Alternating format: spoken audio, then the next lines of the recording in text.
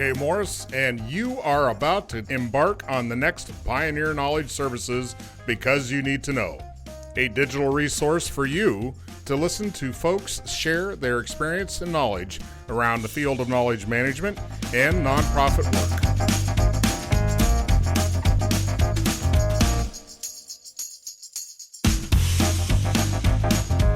Thank you for listening to Because You Need to Know, the reference podcast in knowledge management. My name is Soni Tonebe. As an art administrator, Because You Need to Know has been my go-to podcast and has helped me hone my management skills. Please consider sponsoring the podcast with your business.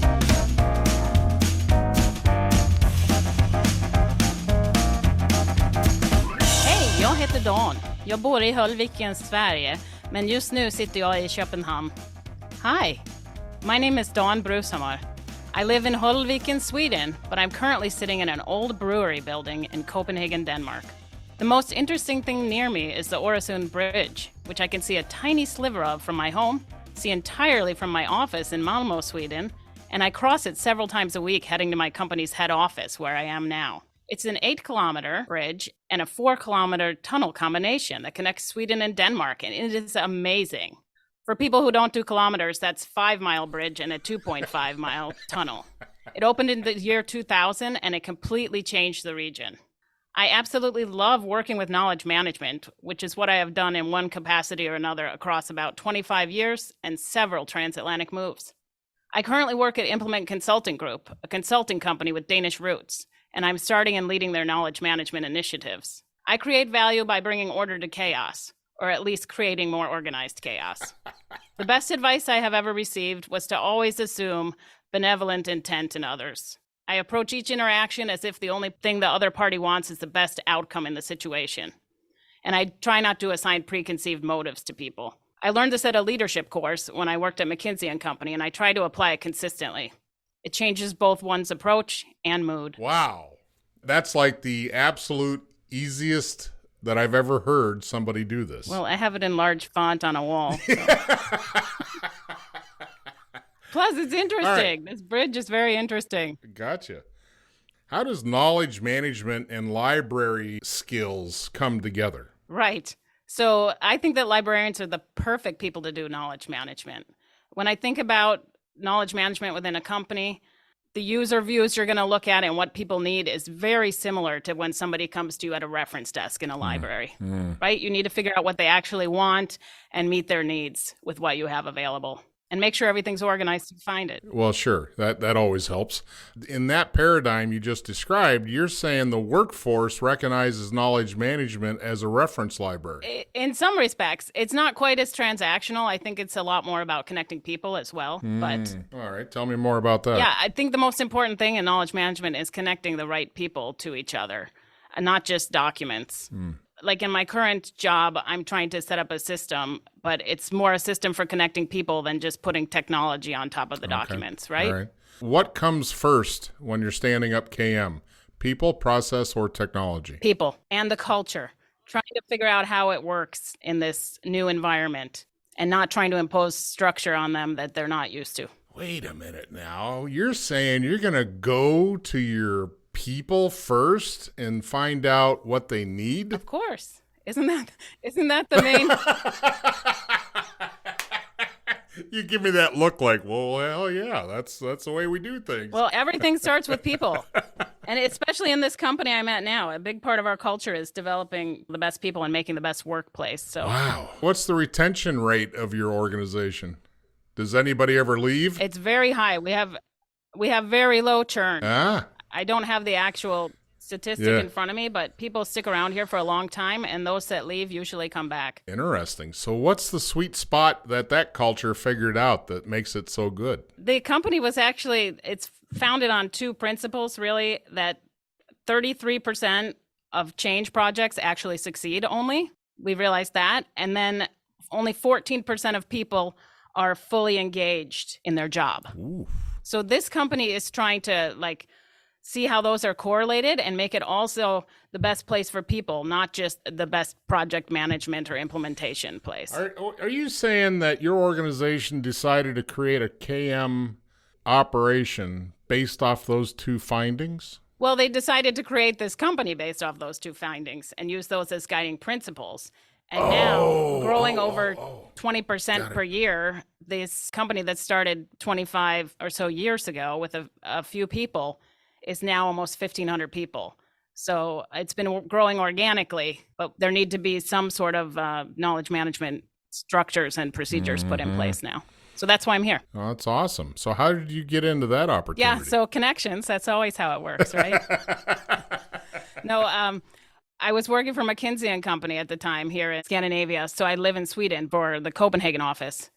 One of my neighbors worked at this company, and I had met him through a meeting on the street. I live on a Gräns, and he was at that meeting, and he offered me a pen to use, and it was a pen branded with a company I'm now working for.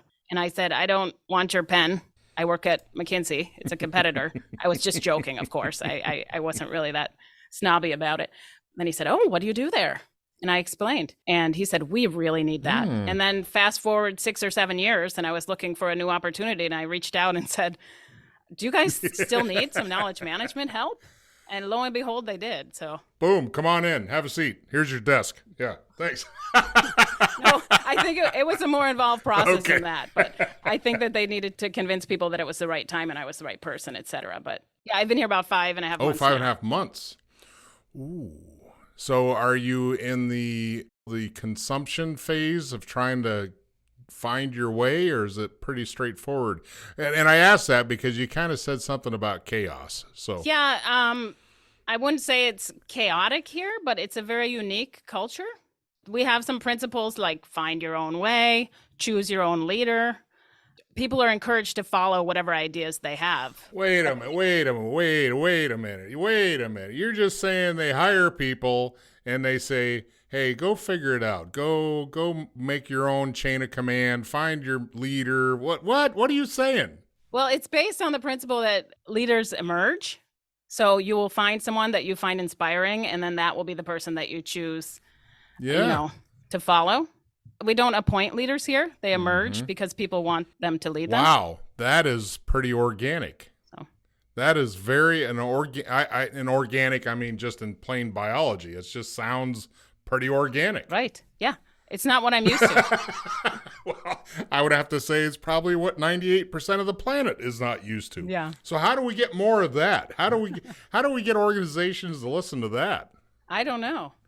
But no, for example, like 2 weeks ago, I was on a company-wide kickoff because our year starts in August. Most people take off in July in Scandinavia. And we were all gathered in a field in tents for 2 nights, 3 days.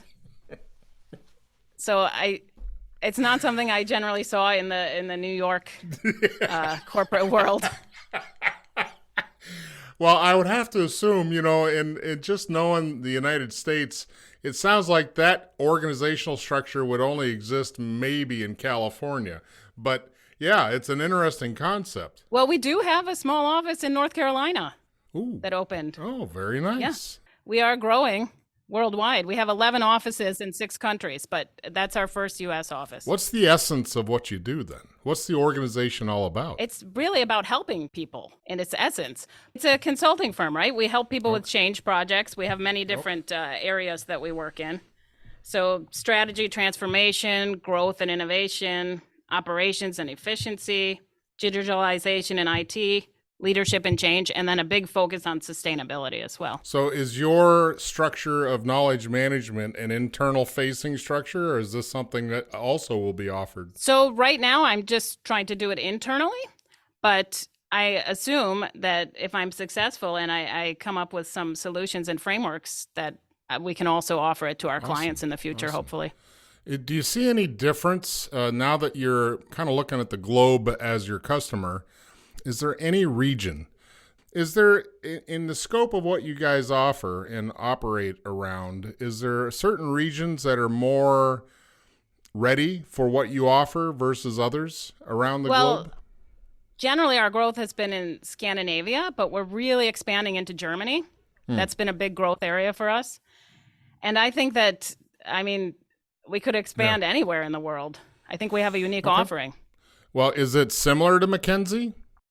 In what way? Yeah, in the yeah, offerings yeah, or in the culture? Well, The culture is okay, not. the culture is.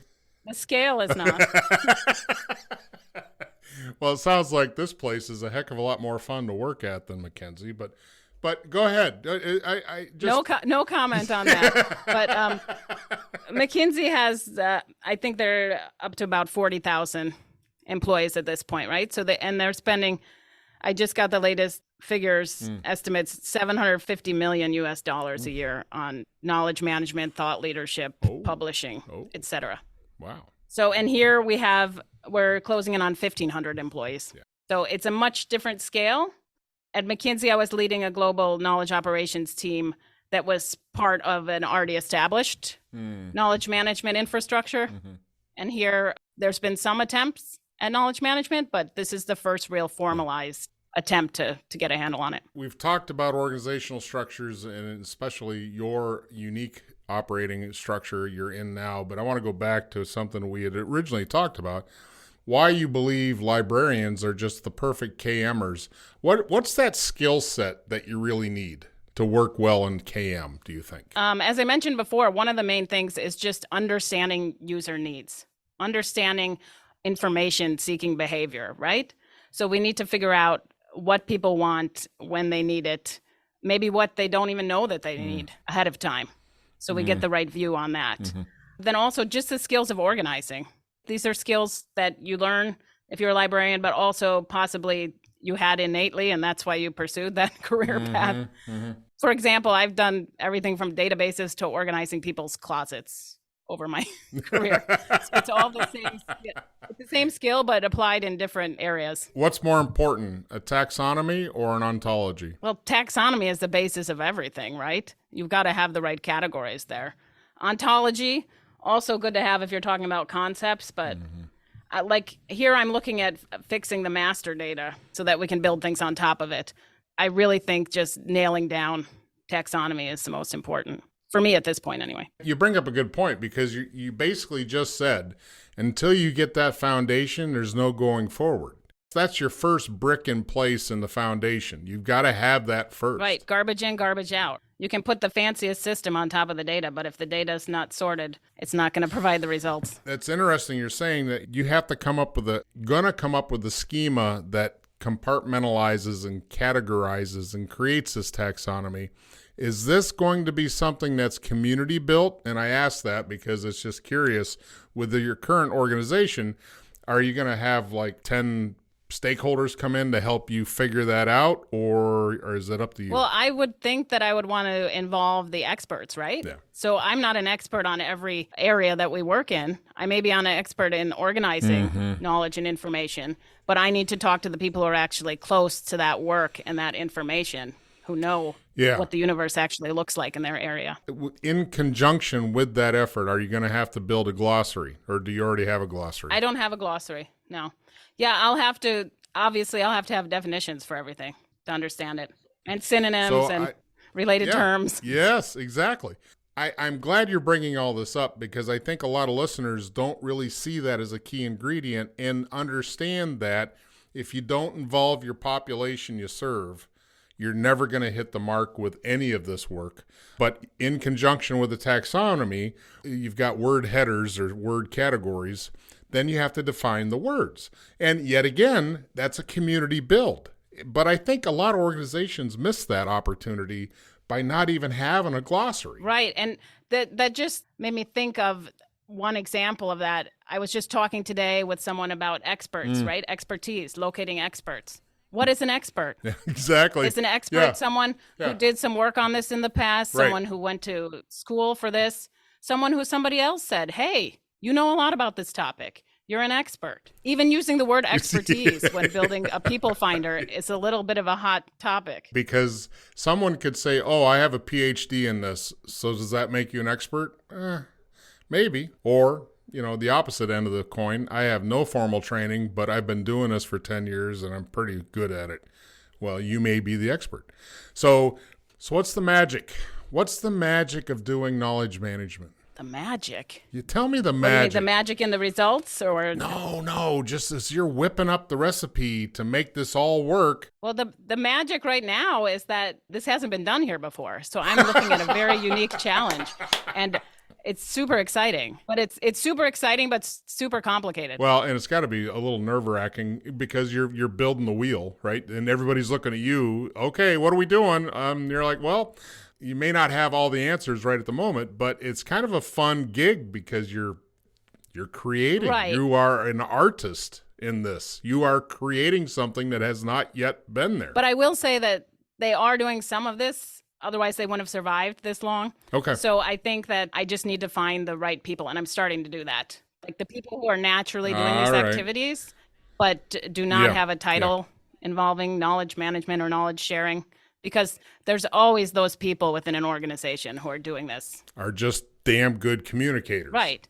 What behaviors, you said some of these folks already have these already, that's why they've survived and thrived for so many years. What are those behaviors? What, if you had to recommend to a small organization, a small nonprofit that's in the midst of trying to find the right people to do the work, what are those behaviors you really want to scope for? It's actually going all back to the people topic again.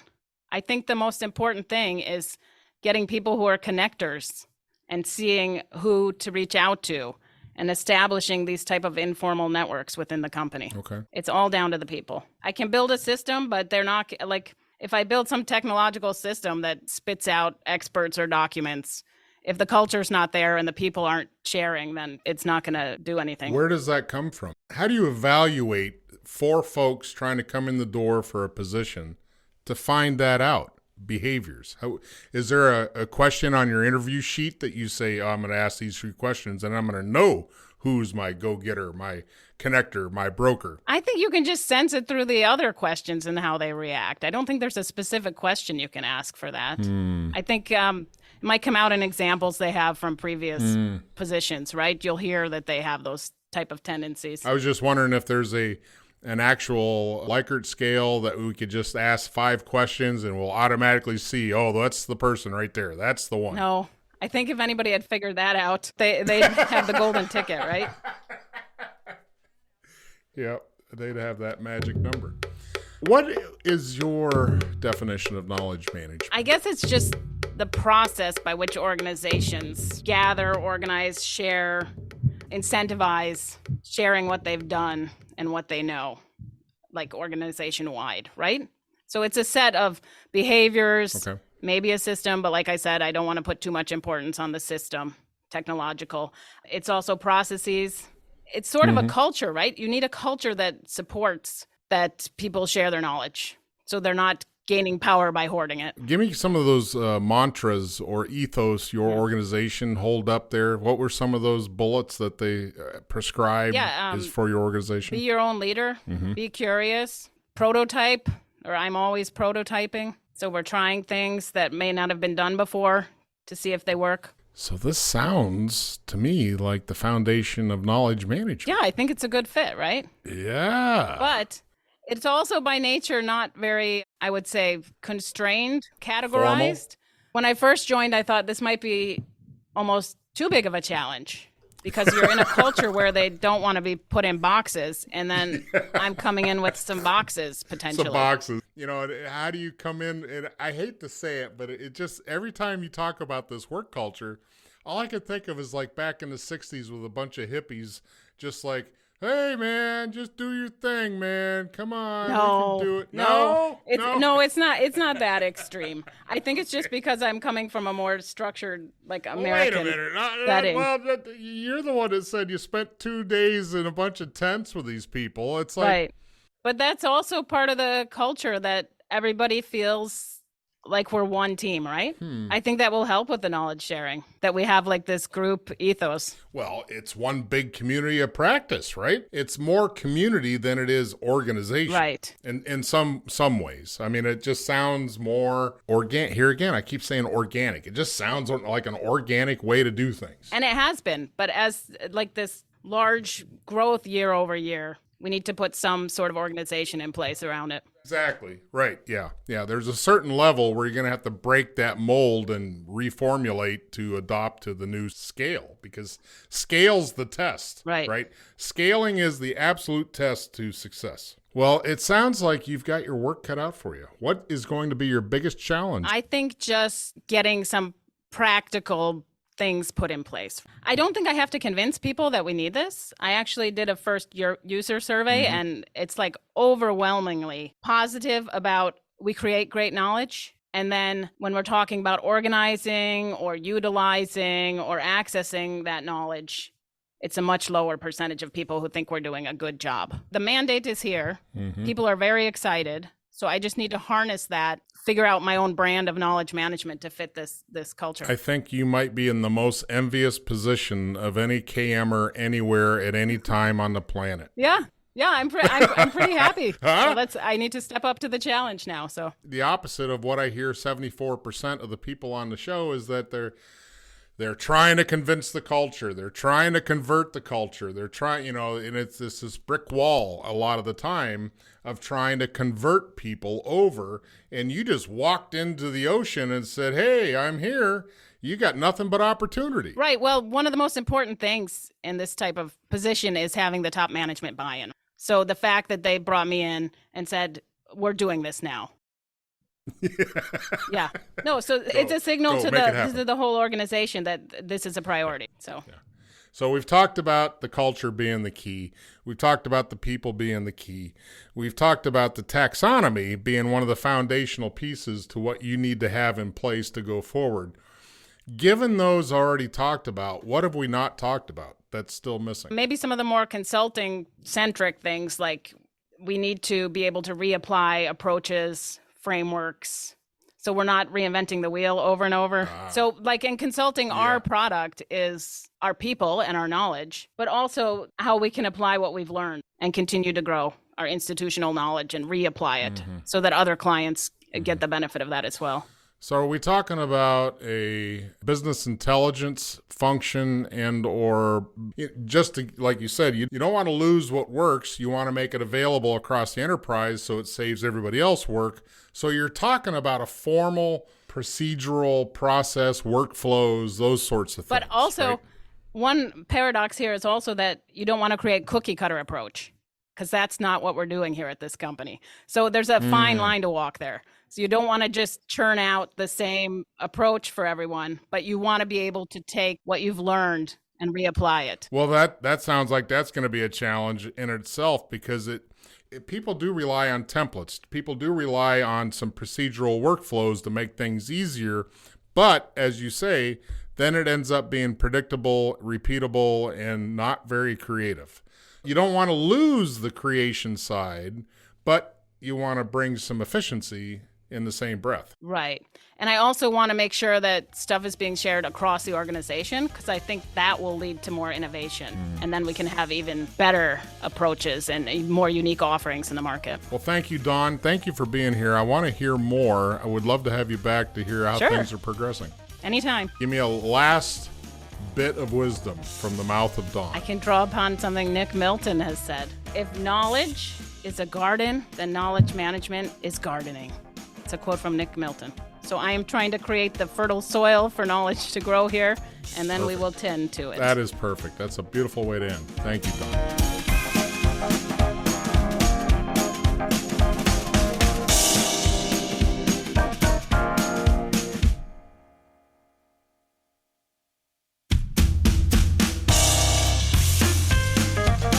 Just finished our latest Because You Need to Know, a public service of Pioneer Knowledge Services. Please join us on LinkedIn and find us at pioneer-ks.org.